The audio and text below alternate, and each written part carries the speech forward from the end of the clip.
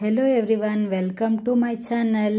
ಇವಾಗ ಮಾವಿನ ಹಣ್ಣಿನ ಸೀಸನ್ ಆಗಿರೋದ್ರಿಂದ ಮಾವಿನ ಹಣ್ಣಿನ ಸೀಕರಣೆನ ದೇಹಕ್ಕೆ ತಂಪು, ಹಾಗಾಗಿ ಅದನ್ನು ಯಾವ ರೀತಿ ಮಾಡೋದು ಅಂತ ತೋರಿಸ್ತಾ ಇದ್ದೀನಿ. ಅದಕ್ಕೂ ಮುಂಚೆ ನೀವಿನ್ನು ನನ್ನ ಚಾನಲ್ನ ಸಬ್ಸ್ಕ್ರೈಬ್ ಆಗಿಲ್ಲ ಅಂದರೆ ಸಬ್ಸ್ಕ್ರೈಬ್ ಆಗಿ ಪಕ್ಕದಲ್ಲಿರೋಂಥ ಬೆಲ್ ಐಕಾನನ್ನು ಕ್ಲಿಕ್ ಮಾಡಿ. ಅದರಿಂದ ನಾನು ಹಾಕುವಂಥ ಪ್ರತಿಯೊಂದು ವಿಡಿಯೋ ನೋಟಿಫಿಕೇಷನ್ಸ್ ನಿಮಗೆ ಬರುತ್ತೆ, ನಿಮಗೆ ವಿಡಿಯೋ ನೋಡಲಿಕ್ಕೆ ಈಸಿ ಆಗುತ್ತೆ. ಇವಾಗ ಸೀಕರಣೆ ಮಾಡಲಿಕ್ಕೆ ನಾನು ಏನು ಮಾಡಿದ್ದೀನಿ, 3 ಮಾವಿನ ಹಣ್ಣನ್ನು ತೊಗೊಂಡಿದ್ದೀನಿ. ಆದಷ್ಟು ಹಣ್ಣಿರೋದನ್ನೇ ತಗೊಳ್ಳಿ. ಮತ್ತು ಸ್ವಲ್ಪ ಬೆಲ್ಲನ ನಾನಿಲ್ಲಿ ಕುಟ್ಟಿ ಇಟ್ಕೊಂಡಿದ್ದೀನಿ. 3 ರಿಂದ 4 ಏಲಕ್ಕಿನ ತಗೊಂಡಿದ್ದೀನಿ.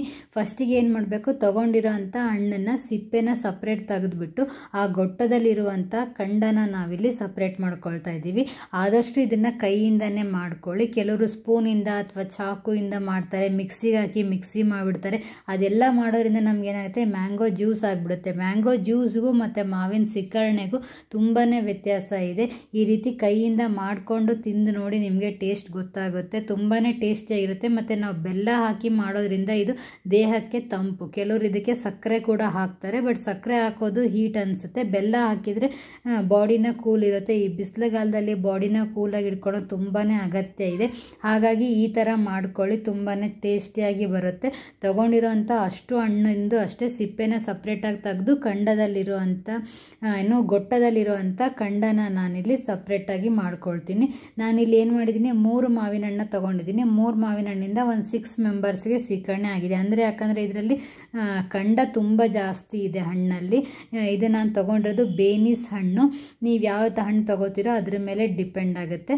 ಇವಾಗ ನಾನು ನೆಕ್ಸ್ಟ್ ಸಿಪ್ಪೆಯಲ್ಲಿರುವಂಥ ಕಂಡನೂ ಕೂಡ ನಾನಿಲ್ಲಿ ಸಪ್ರೇಟಾಗಿ ತಗೊಳ್ತಾ ಇದ್ದೀನಿ. ಕೆಲವು ಹಣ್ಣು ಹುಳಿ ಇರುತ್ತೆ. ಹುಳಿ ಇರೋವಂಥ ಹಣ್ಣಿಗೆ ಬೆಲ್ಲ ಜಾಸ್ತಿ ಬೇಕಾಗುತ್ತೆ. ಇನ್ನು ಹುಳಿ ಕಮ್ಮಿ ಇರೋವಂಥ ಹಣ್ಣಿಗೆ ಬೆಲ್ಲ ಕಮ್ಮಿ ಆಗುತ್ತೆ. ಆದಷ್ಟು ಹುಳಿ ಕಮ್ಮಿ ಇರೋವಂಥ ಹಣ್ಣನ್ನೇ ತಗೊಳ್ಳಿ. ಆವಾಗ ಬೆಲ್ಲನ ಕಮ್ಮಿ ಹಾಕ್ತೀವಲ್ಲ, ನಮಗೆ ಸೀಕರಣೆ ಗಟ್ಟಿಗೆ ಚೆನ್ನಾಗಾಗುತ್ತೆ.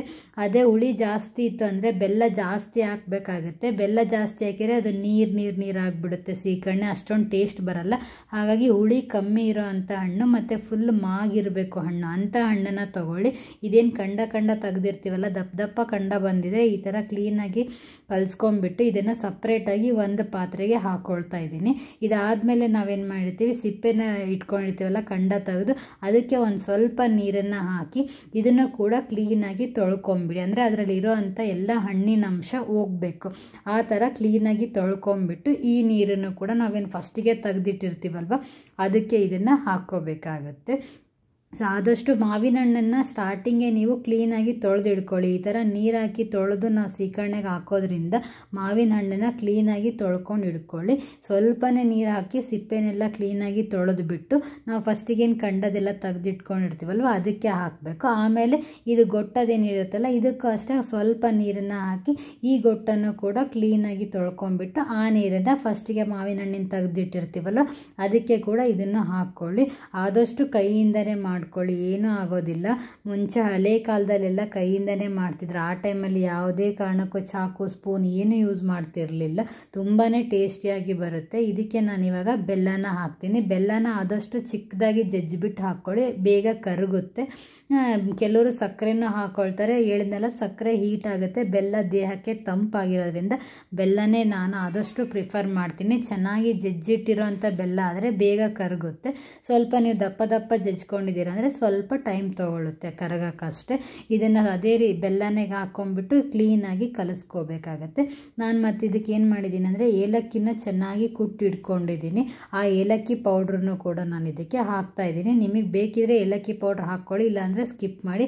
ಕೆಲವರು ಇದಕ್ಕೆ ಶುಂಠಿ ಪೌಡರ್ನು ಕೂಡ ಹಾಕ್ತಾರೆ. ನಿಮಗೆ ಬೇಕಿದ್ರೆ ಅದನ್ನು ಕೂಡ ಹಾಕ್ಕೊಂಡು ಮಿಕ್ಸ್ ಮಾಡಿ ಇಟ್ಕೊಂಡ್ಬಿಟ್ರೆ ಪೂರಿ ಜೊತೆ ಅಥವಾ ಹೋಳಿಗೆ ಜೊತೆ, ಗೋಧಿ ದೋಸೆ ಜೊತೆ ಒಳ್ಳೆ ಕಾಂಬಿನೇಷನ್. ಅಥವಾ ಹಾಗೇನೂ ನೀವು ಕುಡಿಬೋದು. ದೇಹಕ್ಕೆ ತಂಪಾಗಿರುತ್ತೆ, ಅಷ್ಟೇ ಸೂಪರ್ ಆಗಿರುತ್ತೆ. ಮಾವಿನ ಹಣ್ಣಿನ ಸೀಸನ್ ಹೋಗೋದ್ರೊಳಗೆ ಈ ರೆಸಿಪಿನ ನಿಮ್ಮ ಮನೇಲಿ ಟ್ರೈ ಮಾಡಿಬಿಟ್ಟು ಟೇಸ್ಟ್ ಯಾವ ಥರ ಬಂತು ಅಂತ ನನಗೆ ಕಮೆಂಟ್ ಬಾಕ್ಸಲ್ಲಿ ಕಮೆಂಟ್ ಮಾಡಿ. ನೀವಿನ್ನೂ ನನ್ನ ಚಾನಲ್ನ ಸಬ್ಸ್ಕ್ರೈಬ್ ಆಗಿಲ್ಲ ಅಂದರೆ ಸಬ್ಸ್ಕ್ರೈಬ್ ಮಾಡಿ, ಲೈಕ್ ಮಾಡಿ, ಶೇರ್ ಮಾಡಿ.